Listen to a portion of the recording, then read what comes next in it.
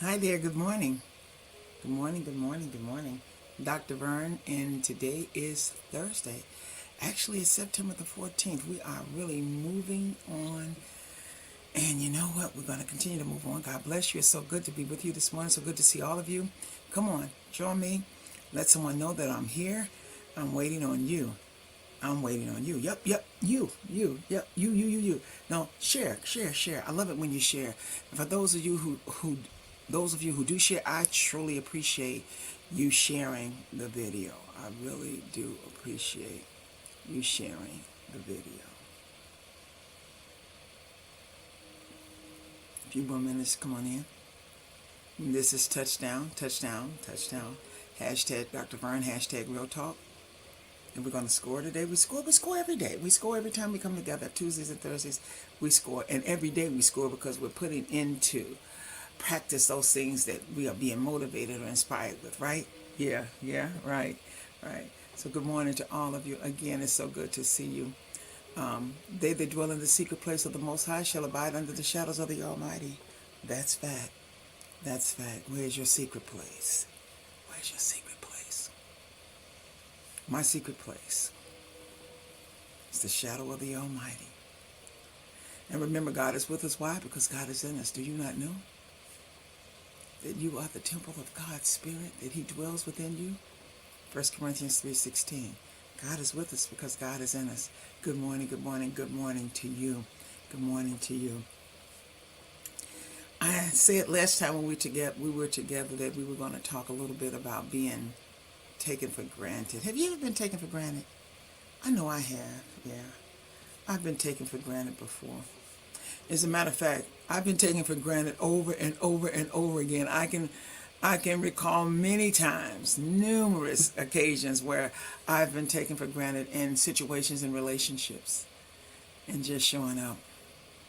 Have you? Yeah, doesn't feel good. Doesn't feel good. You are minimized, given less attention than other people and other things, other situations. You just seem to always just going to be there, expected to be there, expected to do what you do. And when the bottom falls out, that you're going to put it back in. It's just an expectation. Yeah, taken for granted. Have you ever been taken for granted? Or have you ever taken someone for granted? Thinking that you have time. And so you don't value the time, the present time. You don't value the here and the now. You feel like you may have more time. And so you take for granted the time that you have, the space that you have, the job that you have, the decisions that you have. You take them for granted, thinking and believing that you got a moment. But when it comes to people and relationships, you've been taken for granted. How did it make you feel? It's interesting how people will assume that you're going to always be the one to be there. You're going to always be the one to show up. Listen, and people say, oh, he or she is reliable. So they try to pump you up to make you feel like that's a good thing, that you're a reliable person and they can count on you and you're dependable. But seemingly those that are not those things or fit in those categories, they seem to get all the attention. They seem to get all the attention. They get the instant reactions. And you seem to get what's left over. And then expect to comply and to expect to rise to the occasion and rise to the moment. Being taken for granted doesn't feel good, and it's not good, and it happens all the time. I just came to encourage you this morning that, you know, don't take for granted the blessings that God has given you. Don't take for granted that God is just going to always show up, that He's going to always be there when everything falls, the bottom falls out, and when you fall to the wayside, or when you actually prioritize wrong and put others and things before God, that He's just going to show up. You know, people act that way, and they may think that way about you. And it's not a good feeling. It's not a good feeling. Not a good feeling at all. God wants you to appreciate who He is because He is God. Just like you want to be appreciated in a relationship because you're who you are. You are you. You have something to offer. And what you have to offer is valuable. And you want to be given that attention. You want the actions to stimulate a reaction in you that's worth stimulating, worth receiving. You don't want to get the leftovers. You don't want to get the residual or the residue. You want to be respected and honored for who you are, for what you bring to the table. Now, what table it is, I don't know, but you do. Don't allow anyone to minimize you. Don't allow anyone to minimize you, and don't you dare minimize God. Don't you allow anyone to take advantage of you, and don't you dare think that you can take advantage of God. Don't you think for one moment that you can give God a second-hand, leftover response or service. You see, if God is anything like me, I'm created in his image. I'm not an afterthought. I'm not an afterthought. I won't accept being an afterthought.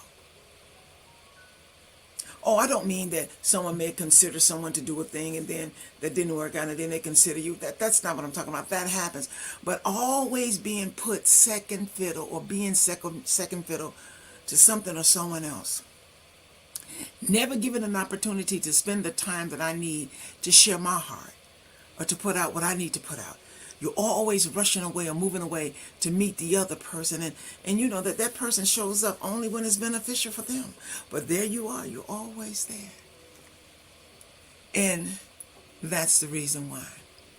The reason why you're taken for granted is because you always show up. You're always there. You can always be counted on to be that person that shows up. Be that person that's going to give when no one else will. And so you're taken advantage of. You're made to feel horrible. Well, you can do some things to change that. I came by to encourage you this morning to let you know that you can be shown appreciation. You can be shown value. You don't have to be undervalued and underappreciated. You don't have to. But you're going to have to do some things in order to change some things. You're going to have to do some things in order to change some things. The first thing you're going to have to do is that you're going to have to love yourself. You know, Jesus said in the scriptures that we ought to love our neighbors as ourselves. He made it clear that the expectation was for us to love. Yep. Expectation was for us to be sacrificial and give. Yep. But he says, as you do unto yourself. So he understood that we needed to value ourselves and take ourselves seriously when no one else would or will. Proverbs 19:8 says, he that gets wisdom loveth his own soul. He that is wise that seeks out instruction, building blocks for his or her life, will love his own soul. And he that keeps understanding shall find good. You will find good in understanding the fact that wisdom, more knowledge, building blocks to help increase who you are. It's going to not just simply benefit you and your soul, but it's going to benefit others as well. And you know what? You don't help a person when you enable a person to disrespect you or to minimize you.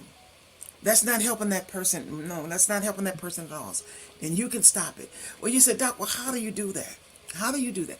How do you stop people from taking you for granted, taking advantage of you?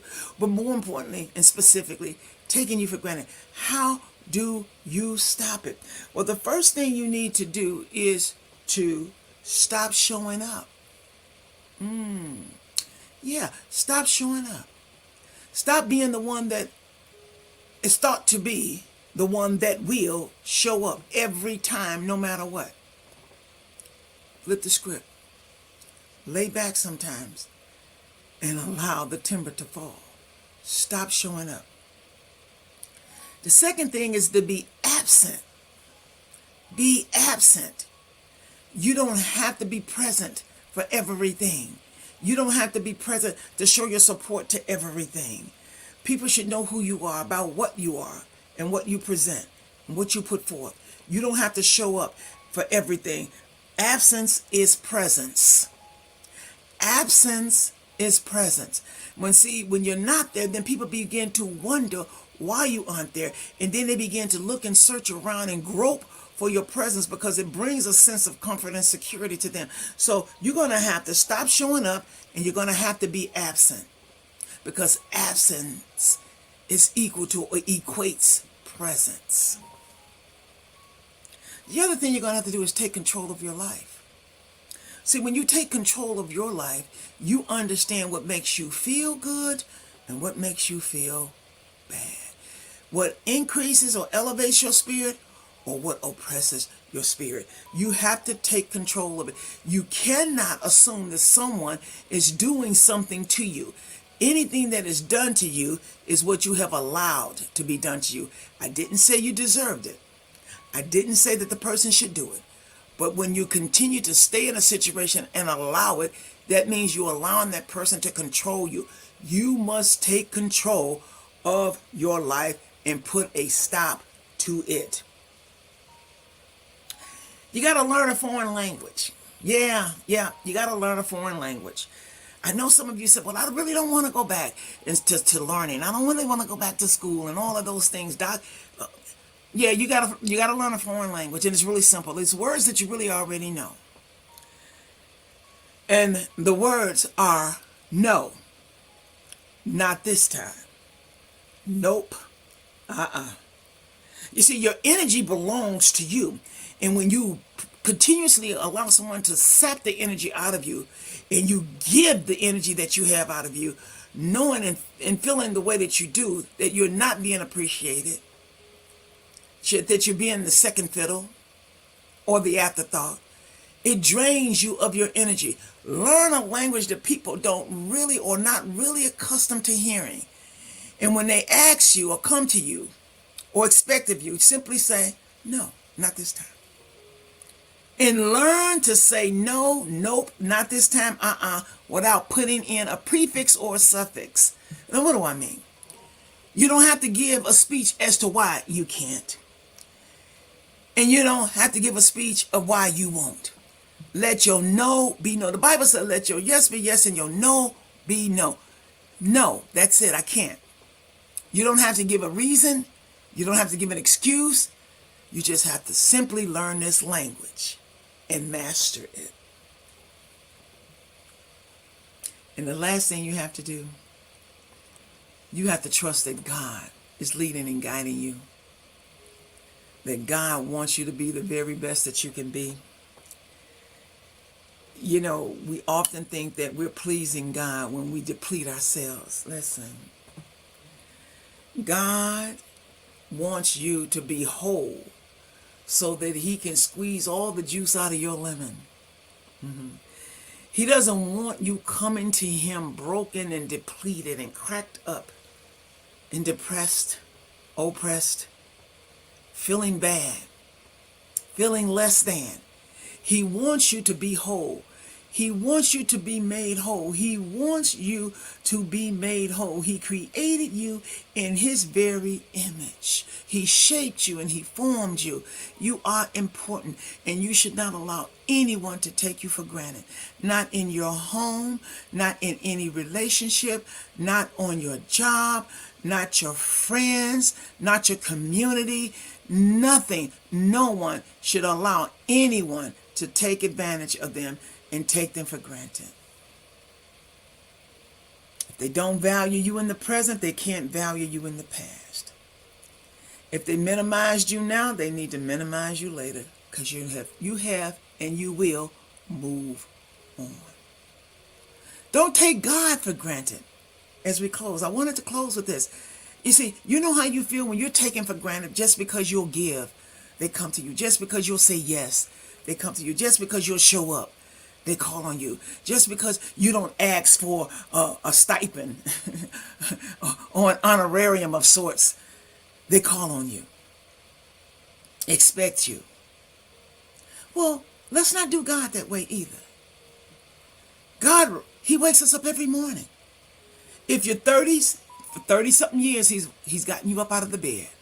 If you're in your 40s, for 40-something years, God has gotten you up. For 50 years, 60 years, 70 years, 80 years, however many years you are, it was God that woke you up, no one else. Don't take God for granted. Don't minimize him. Don't make him feel less than. Elevate him, increase him, reverence him. Your lungs, they expand and they deflate. Expand. You take it for granted that these gases that you're breathing in are in the right balance such that they don't suffocate you. Don't you dare take that for granted. That's God. Don't you take for granted that the trees that surround us balances out the gases that we breathe in, the carbon monoxide, and how it's minimized, and how the oxygen is created. Don't dare take for granted that this is just happening. Don't dare take for granted that God has allowed you and provided for you that key that opens your door, that you can go in and that you can shut and be in private. Don't you dare take for granted that you can go to your faucet and turn on the sink and there's some water that will come down. There are people in countries who don't have clean water. There are people all over the world who don't have a sink. Don't take for granted what God has blessed you with. Don't take for granted that God has allowed you to use your limbs to the capacity in which you use them, and that he's allowed you to reach these goals that you've reached. Don't you dare think that you've done this on your own, because if God has simply said, I'm taking my breath back, I'm taking my lungs back, I'm taking my heart back, I'm taking my blood vessels back, I'm taking my heart back, I'm taking my eyes and my ears, and oh my God, I'm taking my brain back. So when you get up and you rise and you look in the mirror, you're a complete package. Don't you dare rush off and not give the one who's provided and equipped you with all that you have to go present to the world, who really can't keep you, can't sustain you. Don't you dare not stop and give him quality time. Give him an ear to hear. Give him a heart to feel. Give him a praise. This is Dr. Vern, and I just wanted to come and let you know that being taken for granted doesn't feel good at all. And neither does God like it when he's taken for granted. God bless you. This is Dr. Vern, and I will see you on next week. God bless you. Enjoy your weekend. Be safe and be nice to someone, and don't take anyone for granted. Give everyone their proper due. God bless you.